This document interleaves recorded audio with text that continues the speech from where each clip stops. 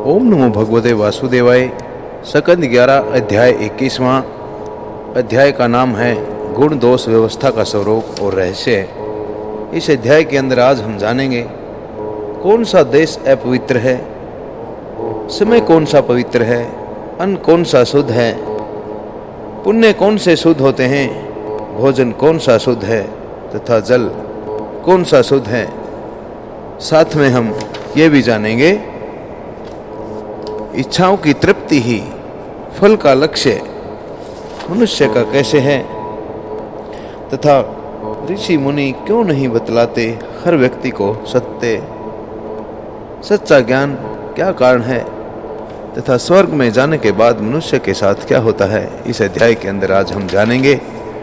अध्याय को शुरू करने से पहले मेरी सभी श्रोताओं से विनीत हृदय से बारंबार ये प्रार्थना रहती है, विनती रहती है, सनातन धर्म केवल और केवल सनातन धर्म के लिए ओम नमो नयन चैनल को अवश्य सब्सक्राइब करें ताकि सनातन धर्म की पवित्र कहानियों और कथाओं का प्रचार और प्रसार लगातार होता रहे। आइए अध्याय को शुरू करते हैं। भगवान श्री कृष्ण और उद्धव जी की बात आगे बढ़ते बढ़ते भगवान श्री कृष्ण जी कहते हैं, प्रिय उद्धव, मेरी प्राप्ति के 3 रास्ते हैं, भक्ति योग, ज्ञान योग और कर्म योग। जो इन्हें छोड़कर चंचल इंद्रियों के द्वारा अक्षुद्र भोग भोगते रहते हैं, वे बार बार जन्म और मृत्यु रूप संसार के चक्र में भटकते रहते हैं।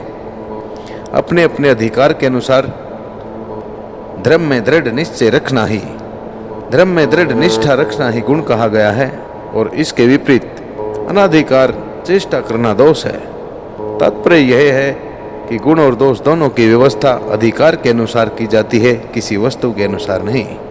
वस्तुओं के समान होने पर भी शुद्धि अशुद्धि, गुण दोष, शुभ अशुभ आदि का जो विधान किया जाता है, उसका अभिप्राय यह है कि पदार्थ का ठीक ठीक निरीक्षण और परीक्षण हो सके और उनमें संदेह उत्पन्न करके ही यह योग्य है या ये पदार्थ अयोग्य है, स्वाभाविक प्रवृत्ति को नियंत्रित संकुचित किया जा सके, उनके द्वारा धर्म संपादन कर सके, समाज का व्यवहार ठीक ठीक चल सके और अपने व्यक्तिगत जीवन के निर्वाह में भी सुविधा हो जाए। इससे यह लाभ भी है कि मनुष्य अपनी वासना मूलक सहज प्रवृत्तियों के द्वारा इनके जाल में न फंसकर शास्त्र अनुसार अपने जीवन को नियंत्रित और मन को वशीभूत कर लेता है। निष्पाप उद्धव, यह आचार अर्थात यह व्यवहार मैंने ही मनु आदि का रूप धारण करके धर्म का भार ढोलने वाले कर्म जड़ों के लिए उपदेश किया है।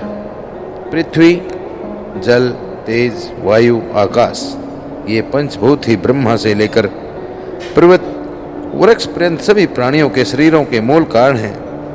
अर्थात पृथ्वी, जल, तेज, वायु, आकाश, ये 5 भूत ही ब्रह्मा से लेकर वृक्षों और पर्वतों तक सभी प्राणियों के शरीरों का मूल आधार हैं, मूल कारण हैं। इस तरह वे सब शरीर की दृष्टि से तो समान हैं ही, सबका आत्मा भी एक ही है। प्रिय उद्धव, यद्यपि सबके शरीरों के पंचभूत समान हैं, फिर भी वेदों ने इनके वर्णाश्रम आदि अलग अलग नाम और रूप इसलिए बना दिए हैं कि ये अपनी वासना मूलक प्रवृत्तियों को संकुचित करके, नियंत्रित करके धर्म, अर्थ, काम, मोक्ष, इन चारों पुरुषार्थों को सिद्ध कर सकें, इन चारों उद्देश्यों को सिद्ध कर सकें। साधु श्रेष्ठ, देश, काल, फल, निमित्त, अधिकारी और धान्य आदि वस्तुओं के गुण दोषों का विधान भी मेरे द्वारा इसलिए किया गया है कि कर्मों में लोगों की उच्छृंखल प्रवृत्ति न हो, मर्यादा का भंग न होने पावे। देशों में वह देश अपवित्र है जिसमें कृष्णसार मृग न हो और जिसके निवासी ब्राह्मण भक्त न हो। कृष्णसार मृग के होने पर भी केवल उन प्रदेशों को छोड़कर जहाँ संत पुरुष रहते हैं, कीकट देश अपवित्र ही है। संस्कार रहित और ऊसर आदि स्थान भी अपवित्र ही होते हैं। समय वही पवित्र है जिसमें कर्म करने योग्य सामग्री मिल सके और कर्म भी हो सके। यहाँ कर्म से तात्पर्य भगवान के कीर्तन और भजन से लिया गया है। जिसमें कर्म करने की सामग्री न मिले, आगंतुक दोषों से अथवा स्वाभाविक दोष के कारण जिसमें क्रम ही न हो सके, वह समय अशुद्ध है।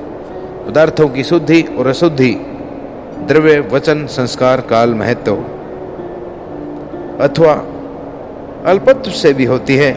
जैसे कोई पात्र जल से शुद्ध और मूत्र आदि से अशुद्ध हो जाता है, किसी वस्तु की शुद्धि अथवा अशुद्धि में शंका होने पर ब्राह्मणों के वचन से वह शुद्ध हो जाती है, अन्यथा अशुद्ध रहती है। पुष्प आदि जल छिड़कने से शुद्ध हो जाते हैं और सूंघने से अशुद्ध माने जाते हैं। तत्काल का पकाया हुआ अन्न शुद्ध और बासी को अशुद्ध माना जाता है। बड़े सरोवर और नदी आदि का जल शुद्ध होता है तथा छोटे गड्ढों का अशुद्ध माना जाता है।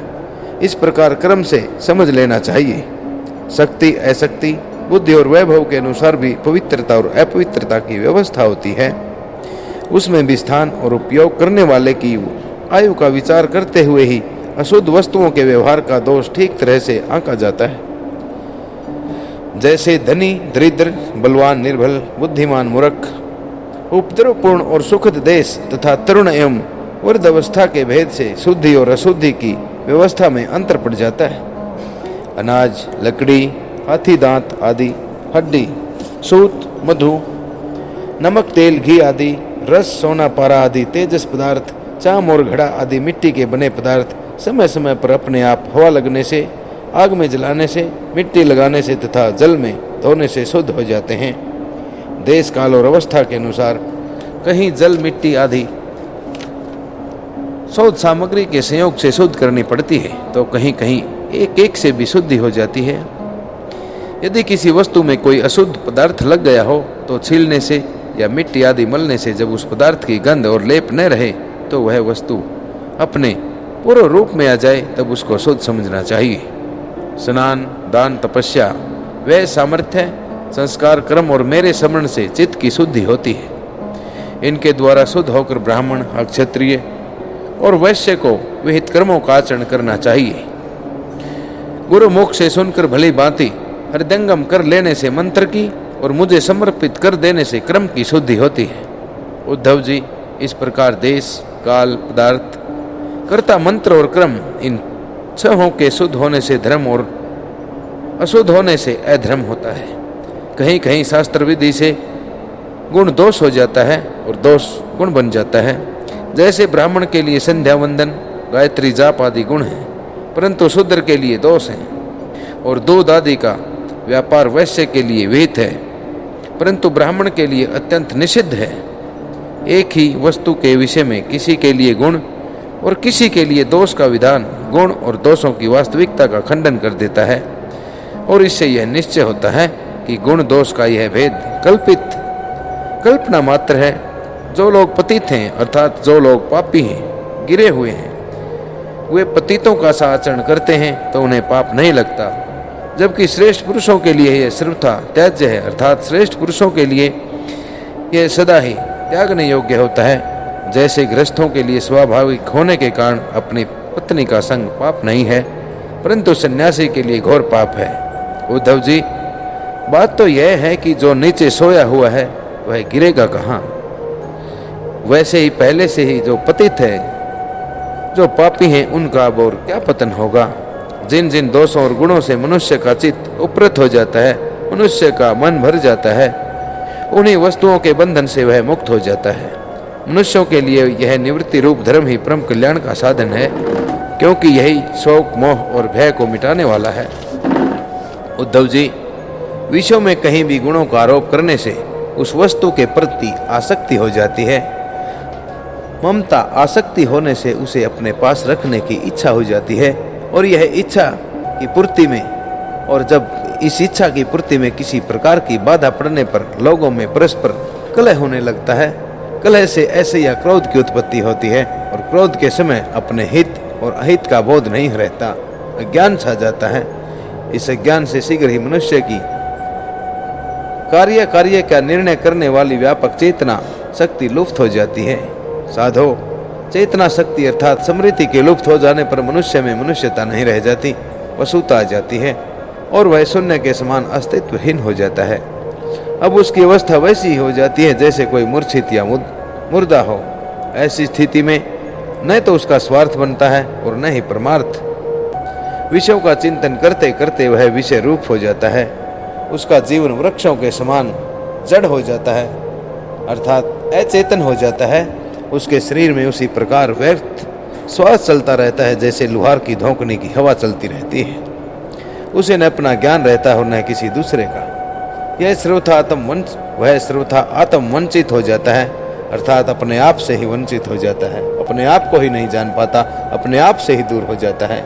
उद्धव जी, यह स्वर्ग आदि रूप फल का वर्णन करने वाली श्रुति मनुष्यों के लिए उन लोगों को परम पुरुषार्थ नहीं बतलाती, परंतु बहिर्मुख पुरुषों के लिए अंतःकरण शुद्धि के द्वारा परम कल्याण में मोक्ष की इच्छा से कर्मों में रुचि उत्पन्न करने के लिए वैसा वर्णन करती है जैसे बच्चों में औषधि में रुचि उत्पन्न करने के लिए रोचक वाक्य कहे जाते हैं। बेटा, प्रेम से गिलोय का काढ़ा पी लो तो तुम्हारी चोटी बड़ी हो जाएगी।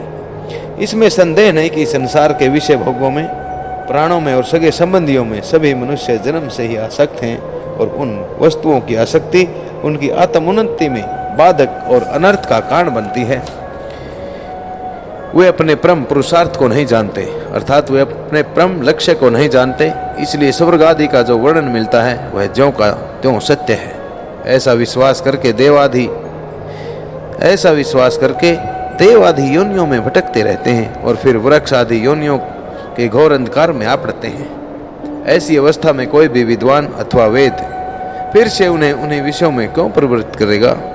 दुर्बुद्धि लोग ब्रह्मवादी वेदों का यह अभिप्राय न समझकर कर्मासक्तिवश फूलों के समान स्वर्ग आदि लोकों का वर्णन देखते हैं और उन्हीं को परम फल मानकर भटक जाते हैं।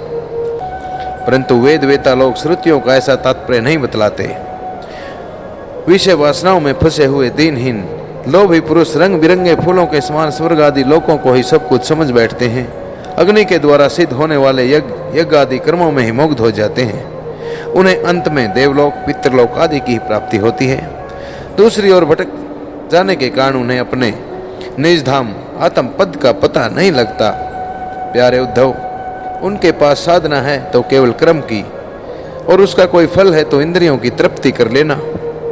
उनकी आंखें धुंधली हो गई हैं, इसी से वे यह बात नहीं समझ पाते कि जिससे इस जगत की उत्पत्ति हुई है। जो स्वयं इस जगत के रूप में है वह परमात्मा मैं उनके हृदय में ही हूँ। यदि हिंसा और उसके फल मांस भक्षण में राग ही हो, उसका त्याग न किया जा सकता हो तो यज्ञ में ही करे, यह परिसंख्या विधि है, अर्थात एक गिनती की विधि है। स्वाभाविक प्रकृति का संकोच है। संध्या वंदन आदि के समय अद्भुत विधि नहीं है। इस प्रकार मेरे प्रोक्त अभिप्राय को न जानकर विषय लोलुप पुरुष हिंसा का खिलवाड़ करते हैं, हिंसा का खेल खेलते हैं और दुष्टतावश अपनी इंद्रियों की तृप्ति के लिए वध किए हुए पशुओं के मांस से यज्ञ करके देवता पितृ और भूपतियों के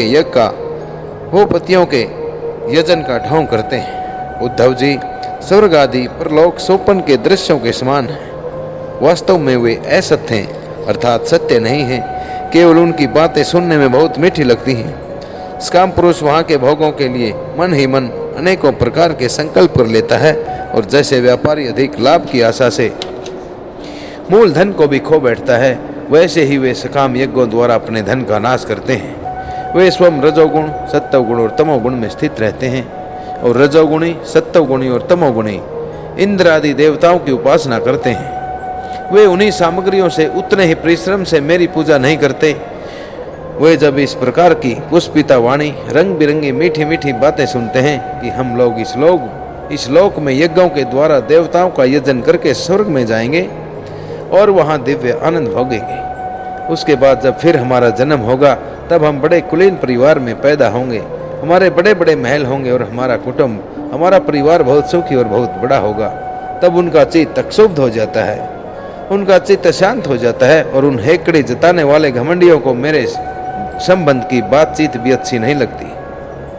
उद्धव जी, वेदों के 3 कांड हैं। वेदों में 3 कांड हैं, कर्म, उपासना और ज्ञान। इन तीनों कांडों के द्वारा प्रतिपादित विषय है ब्रह्मा और आत्मा की एकता। सभी मंत्र और मंत्र दृष्टा ऋषि इस विषय को खोलकर नहीं बड़े गुप्त भाव से बतलाते हैं और मुझे भी इस बात को गुप्त रूप से ही कहना अभिष्ट है।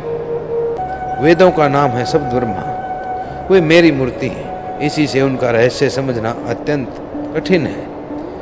वह शब्द ब्रह्मा प्रापश्यंती और मध्यमा वाणी के रूप में प्राण, मन और इंद्र में है, अर्थात यह शब्द ब्रह्मा, देवीय, कल्पना और मन की स्थिति वाणी के रूप में प्राण, मन और इंद्र में है। समुद्र के समान सीमा रहित और गहरा है, उसकी था लगाना अत्यंत कठिन है। इसी से जैमिनी आदि बड़े बड़े विद्वान भी उसके तात्पर्य का ठीक ठीक निर्णय नहीं कर पाते। उद्धव, मैं अनंत शक्ति संपन्न एवं स्वयं अनंत ब्रह्मा हूँ। मैंने ही वेदवाणी का विस्तार किया है।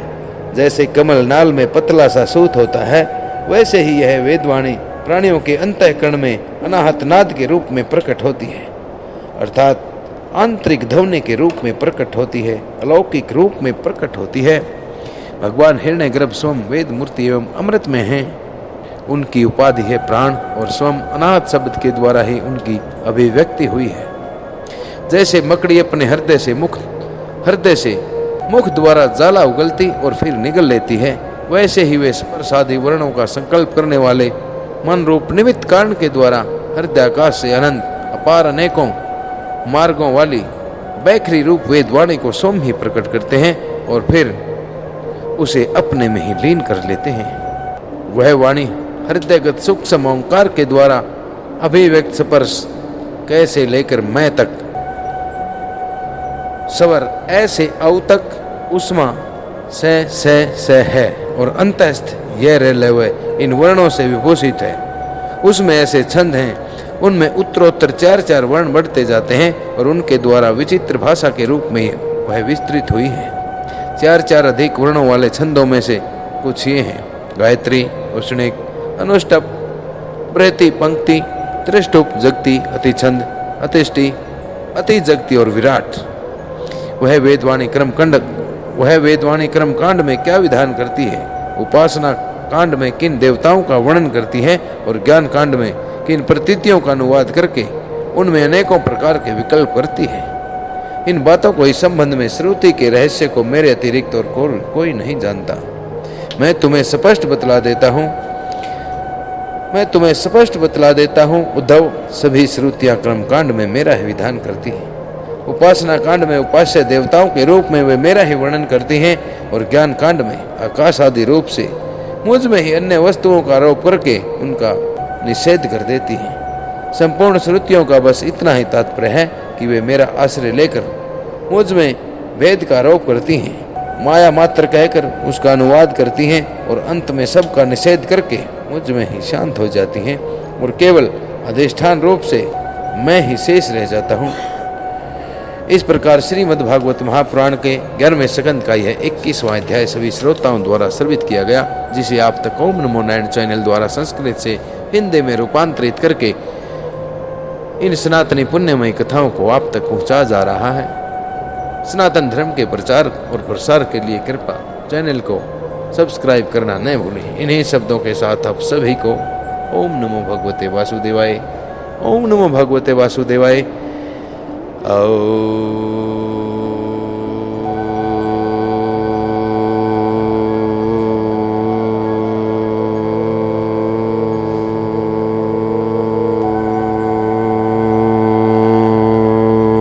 नमो भगवते वासुदेवाय। अब अगले अध्याय 22वें अध्याय में हम जानेंगे तत्व क्या है, उनकी संख्या क्या है और पुरुष प्रकृति विवेक क्या है। पुनः सभी को ओम नमो भगवते वासुदेवाय।